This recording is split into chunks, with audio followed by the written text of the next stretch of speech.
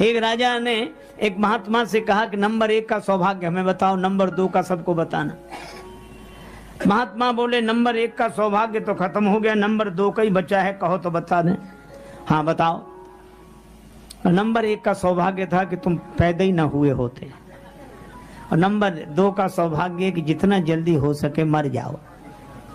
उसे बात समझ में नहीं आई, और महात्माओं की बात सबको समझ में नहीं आती। ये इतने महापुरुष विराजमान हैं, इनको जिंदगी का अनुभव है। अरे मुर्दे का जो सहारा ले ले वो पार हो जाता है। तुलसीदास जी तो मुर्दे का सहारा ही लेके जमुना जी पार कर गए।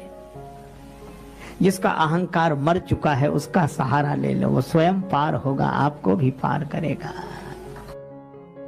ऐसा थोड़ी एक आदमी कह रहा था कि हमारे भाई इतना बढ़िया बढ़िया गोताखोर हैं, आध घंटे तक पता ही नहीं लगता कहां है। दूसरा बोला कि हमारे भाई तो आध घंटे से भी ज्यादा तक बने रहते हैं पानी में, इतना अभ्यास है। तो उनकी बातें सुनकर एक आध घंटा कह रहा, एक घंटा कह रहा। तो तीसरा आदमी बोला कि हमारे भाई सबसे ज्यादा। कैसे? बोले बहुत बढ़िया गोताखोर। क्यों? बोले जब से डूबे हैं आज तक निकले ही नहीं। इस देहाभिमान से बचने का उपाय अवसर है अनमोल, काम कुछ ऐसा कर जा, पाकर गुरु से ज्ञान यार, मरने से पहले मर जा, अपने घट में बैठ निरंतर नहीं किसी के घर जा, सीता राम नाम सुमिरन कर भव सागर से तर जा, मर जा। अच्छा देखो, नदी में जब डूबता है जिंदा आदमी डूबता, मुर्दा नहीं डूबता। जिंदा हाथ पांव हिलाए बिना नहीं रहता, मुर्दा ना हाथ हिलाए ना पांव, आराम से पार हो जाता है।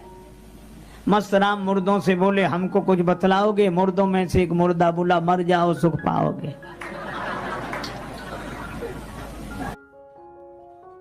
दक्षिण भारत के बहुत बड़े विद्वान शास्त्रार्थ के लिए काशी में आए कि मैं शास्त्रार्थ करूंगा। विद्वान घबराए, शंकर जी से प्रार्थना की कि आप ही काशी की लज्जा रखो। शंकर जी ने प्रेरणा दी कि इनसे कबीरदास से शास्त्रार्थ करा दो।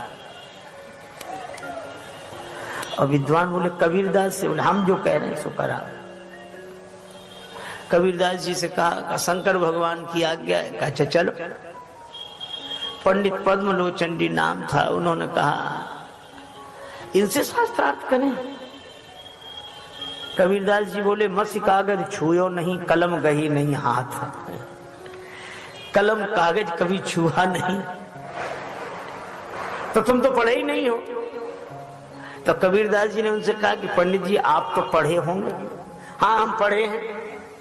तो हमें एक उत्तर दे दें, पढ़कर समझे हो कि समझकर पढ़े हो?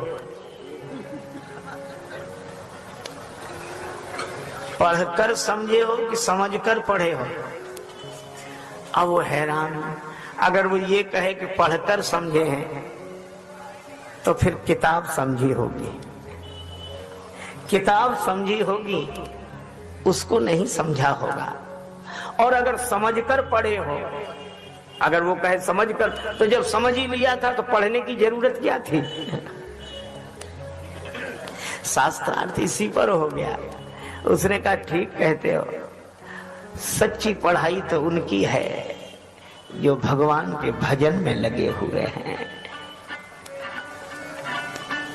90 वर्ष से ऊपर अवस्था, वयोवृद्ध, अत्यंत वयोवृद्ध, एक ब्राह्मण देवता डुंकृज करण का अभ्यास कर रहे थे। व्याकरण में एक करण होता डुंकृज करण। आद्य शंकराचार्य जी ने उनको देखा, कहा क्या कर रहे हो? का व्याकरण के सूत्र का अभ्यास कर रहे हैं, पढ़ाई कर रहे हैं। शंकराचार्य जी ने कहा प्राप्ते सन्निहते मरणे नहीं नहीं रक्षति डुंकृज करणे, भज गोविंदम गोविंदम भज मूढ़ मते। सबका सार यही है, भगवान का भजन, भगवान का स्मरण। अगर हमारा सोच बदल जाए तो दुनिया बदल जाए। सोच बदल जाए। दो व्यक्तियों को आधा आधा गिलास दूध मिला, शीशे के गिलास थे। एक गिलास को ऊपर से देखा, क्या होता है इतने, आधा खाली, क्या होता है, बड़ा तनाव है, क्या होता है इसमें। और दूसरा आदमी आधा गिलास दूध लेकर शीशे के गिलास को ऊपर उठा दो, आधा, अरे बहुत है, बहुत है, अरे बहुत है, बहुत है, अरे क्या बात, कमाल हो गया, बहुत बढ़िया, बहुत बढ़िया।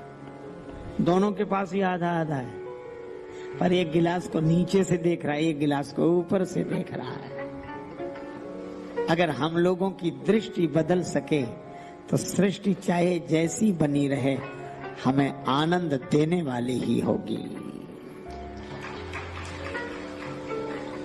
एक महात्मा के आश्रम में दो ब्राह्मण देवता ठहरे। श्राद्ध के दिन ब्राह्मणों के निमंत्रण, ब्राह्मण बड़े आनंद में जावे और शाम के लौटे आवे। महात्मा बड़े प्रसन्न, और पंडित जी, अरे महाराज सब आनंद है, आपकी कृपा से सब ठीक चल रहा है। एक दिन दोनों गए निमंत्रण में, एक उदास एक हंसता हुआ आया। जो उदास था वह महाराज हुआ है, और जो हाँ महाराज हुआ है। महात्मा जी को लगा अलग अलग जगह गए होंगे ये। सब पूछा,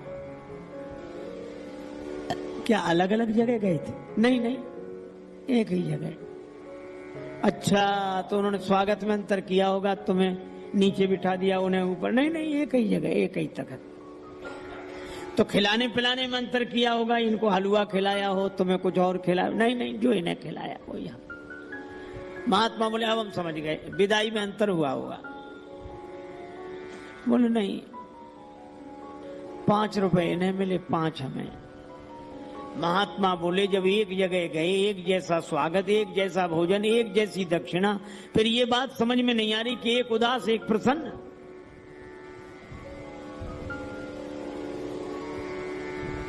सो जो दुखी था उससे पूछा, क्यों दुखी हो? कहने लगा महाराज, हम रास्ते पर कल्पना करते गए कि आज बड़े आदमी के घर जा रहे हैं, बड़ा संपन्न आदमी है, धनी आदमी है, तो हम सोच रहे थे कम से कम 11 रुपए तो देगा, और उसने 5 ही दिए, इसलिए हम परेशान हैं। पर दूसरे से पूछा तुम प्रसन्न क्यों? बोले महाराज हम जानते थे है तो बड़ा आदमी, पर बड़ा कंजूस है। हम पहले से जानते थे 2 रुपए से ज्यादा नहीं देगा, और उसने 5 दे दिए।